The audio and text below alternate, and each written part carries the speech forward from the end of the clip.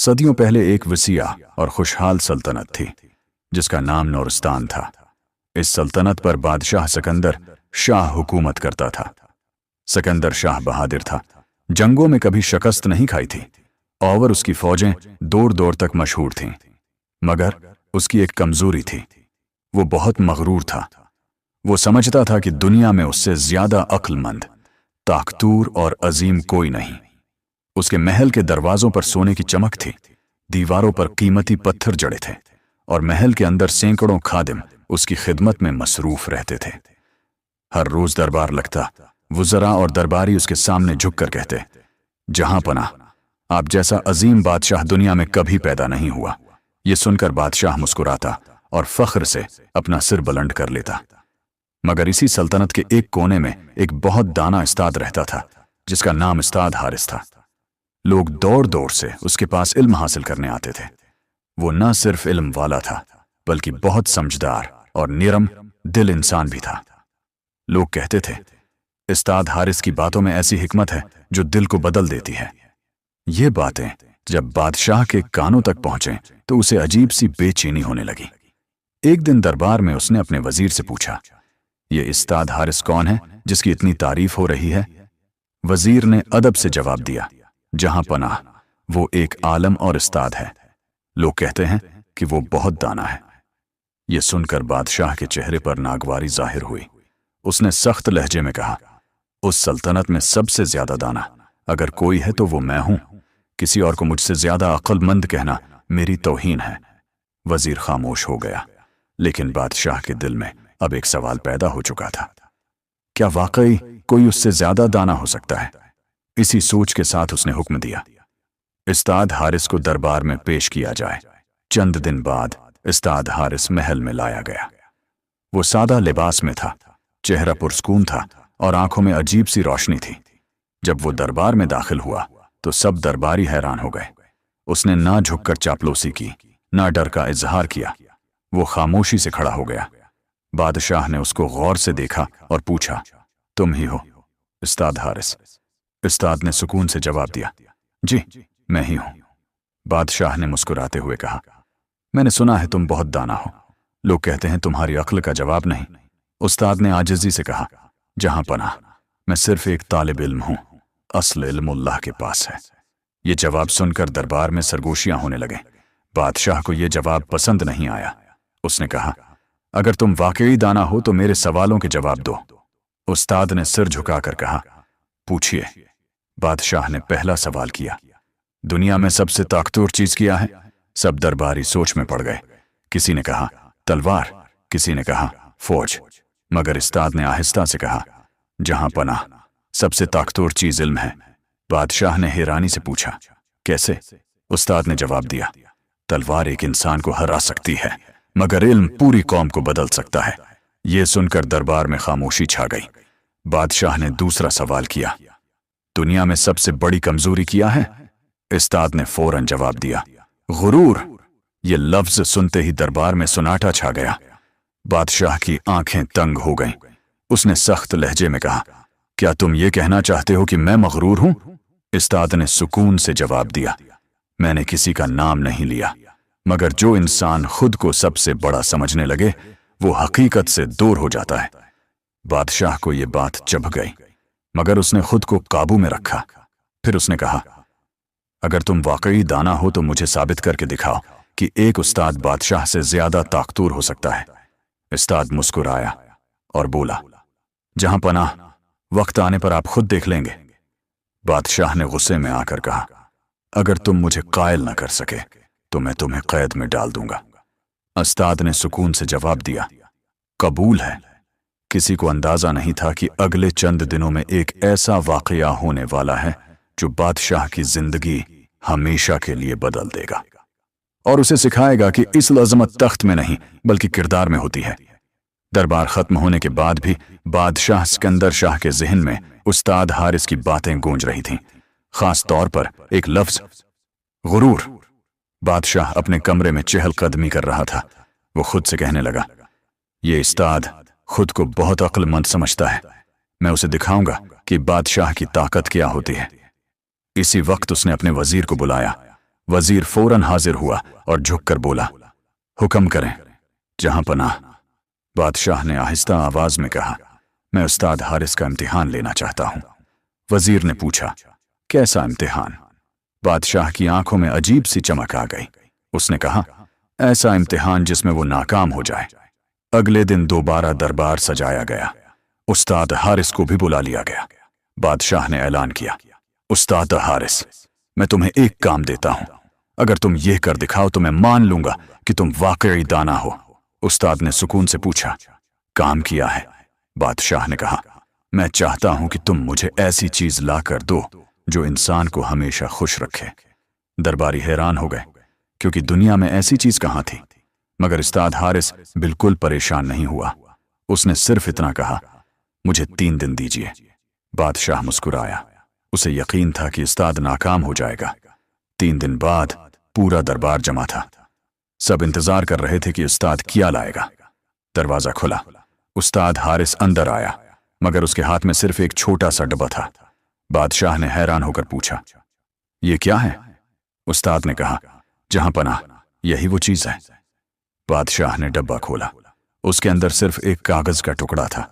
बादशाह गुस्से में आ गया। ये मजाक है? उस्ताद ने कहा, नहीं, आप उस पर लिखा हुआ पढ़ें। बादशाह ने कागज उठाया। उस पर लिखा था, ये वक्त भी गुजर जाएगा। बादशाह ने गुस्से से कहा, ये कैसी चीज है जो इंसान को खुश रखेगी? उस्ताद ने आहिस्ता से कहा, जहां पुनाह, जब इंसान मुश्किल में होता है और ये जुमला याद करता है कि ये वक्त भी गुजर जाएगा तो उसे उम्मीद मिलती है। फिर उस्ताद ने कहा, और जब इंसान खुशी में ये याद रखता है कि ये वक्त भी गुजर जाएगा तो उसका गुरूर खत्म हो जाता है। दरबार में खामोशी छा गई। बादशाह चंद लम्हे खामोश रहा, लेकिन उसका गुरूर अभी जिंदा था। उसने कहा, ये तो सिर्फ अल्फाज हैं। उस्ताद ने मुस्कुराकर जवाब दिया, अल्फाज ही इंसान की तकदीर बदल देते हैं। बादशाह को यह बात पसंद नहीं आई। उसने फैसला किया कि वो उस्ताद को एक और मुश्किल इम्तिहान देगा, मगर उसे मालूम नहीं था कि अगला वाकया ऐसा होने वाला है जो उसके गुरूर को हमेशा के लिए तोड़ देगा। उसी रात सल्तनत के सरहदी इलाके से एक खौफनाक खबर आई। दुश्मन फौज ने हमला कर दिया था। फौजी घबराए हुए महल की तरफ दौड़ रहे थे और जल्द ही पूरा महल खतरे में आने वाला था। बादशाह को पहली बार महसूस हुआ कि ताकत, दौलत और गुरूर कभी भी इंसान को मुकम्मल तहफ़्फ़ुज़ नहीं दे सकते, और अब उसे एक ऐसे शख्स की जरूरत थी जिसे वो अभी तक कमजोर समझता था, उस्ताद हारिस। रात गहरी हो चुकी थी। महल के बाहर तेज हवाएं चल रही थीं और आसमान पर सियाह बादल छाए हुए थे। अचानक महल के दरवाजे पर घोड़ों की तेज आवाज सुनाई दी। चंद सिपाही घबराहट में दरबार की तरफ दौड़ते हुए आए। उनके कपड़े मट्टी से उठे हुए थे और सांस तेज चल रही थी। एक सिपाही ने झुककर कहा, जहां पनाह, दुश्मन फौज सरहद अबूर कर चुकी है। वो तेजी से हमारी तरफ बढ़ रहे हैं। ये सुनकर पूरा दरबार परेशान हो गया। वो जरा एक दूसरे को देखने लगे। बादशाह सिकंदर शाह के चेहरे से भी पहली बार इत्तेमाद कम होता नजर आया। उसने फौरन पूछा, हमारी फौज कहां है? सिपाही ने जवाब दिया, जहां पनाह, हमारी फौज कम है और दुश्मन बहुत ज्यादा हैं। ये सुनकर दरबार में सुनाटा छा गया। बादशाह को पहली बार महसूस हुआ कि हालात उसके काबू से बाहर हो सकते हैं। उसने फौरन हुक्म दिया, फौज को तैयार किया जाए। मगर वजीर आहिस्ता से बोला, जहां पनाह, अगर हमने जल्दी में जंग की तो शायद हमें शिकस्त हो जाए। बादशाह गुस्से में बोला, तो फिर क्या करें? वजीर चंद लम्हे खामोश रहा। फिर उसने आहिस्ता से कहा, शायद हमें उस्ताद हारिस से मशूरा लेना चाहिए। यह सुनकर बादशाह का चेहरा सख्त हो गया। चंद लम्हों तक वो कुछ न बोला। उसके दिल में गुरूर अभी बाकी था, मगर हालात ऐसे थे कि उसे किसी की मदद की जरूरत थी। आखिरकार उसने कहा, उस्ताद हारिस को बुलाओ। कुछ देर बाद उस्ताद हारिस दरबार में दाखिल हुआ। वो हमेशा की तरह पुरस्कून था। ऐसा लगता था जैसे उसे किसी चीज का खौफ नहीं। बादशाह ने जल्दी से कहा, उस्ताद, हमारी सल्तनत पर दुश्मन हमला करने वाले हैं। तुम क्या मशूरा देते हो? उस्ताद ने चंद लम्हे खामोशी से बादशाह को देखा, फिर आहिस्ता से कहा, जहां पनाह, जंग सिर्फ तलवार से नहीं जीती जाती, अक्ल से भी जीती जाती है। बादशाह ने बेसब्री से पूछा, तुम कहना क्या चाहते हो? استاد نے جواب دیا، اگر ہم دشمن کو بغیر لڑے کمزور کر دیں تو ہماری جیت آسان ہو جائے گی۔ بادشاہ حیران ہو گیا۔ کیسے؟ استاد نے کہا، ہم دشمن کو یہ یقین دلائیں گے کہ ہماری فوج ان سے کہیں زیادہ طاقتور ہے۔ وزراء حیران رہ گئے۔ ایک وزیر بولا، مگر ہماری فوج تو کم ہے۔ استاد مسکرایا، کبھی کبھی جیت طاقت سے نہیں بلکہ حکمت سے ہوتی ہے۔ پھر استاد نے اپنا منصوبہ بتایا۔ اس نے کہا، آج رات پوری سلطنت میں ہزاروں مشعلیں جلائی جائیں، پہاڑوں پر بھی، میدانوں میں بھی، اور سپاہیوں کو حکم دیا جائے کہ وہ ڈھول زور زور سے بجائیں۔ وزراء نے حیرت سے پوچھا، اس سے کیا ہوگا؟ استاد نے جواب دیا، دشمن کو لگے گا کہ ہماری فوج بہت بڑی ہے، وہ خوفزدہ ہو جائیں گے۔ بادشاہ سوچ میں پڑ گیا۔ یہ ایک عجیب منصوبہ تھا، مگر اس کے پاس اور کوئی راستہ بھی نہیں تھا۔ آخرکار اس نے حکم دے دیا۔ رات کے اندھیرے میں پورے علاقے میں ہزاروں مشعلیں روشن ہو گئیں۔ پہاڑ آگ کی لکیروں کی طرح چمکنے لگے، ڈھولوں کی آواز دور دور تک گونجنے لگی۔ دشمن فوج جب پہاڑی کے قریب پہنچی تو انہوں نے یہ منظر دیکھا۔ ہر طرف آگ ہی آگ تھی، ڈھولوں کی گونج زمین کو ہلا رہی تھی۔ دشمن کے سپاہی خوفزدہ ہو گئے۔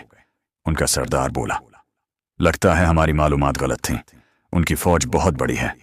سپاہیوں میں خوف پھیل گیا اور چند گھنٹوں بعد دشمن فوج نے پیچھے ہٹنے کا فیصلہ کر لیا۔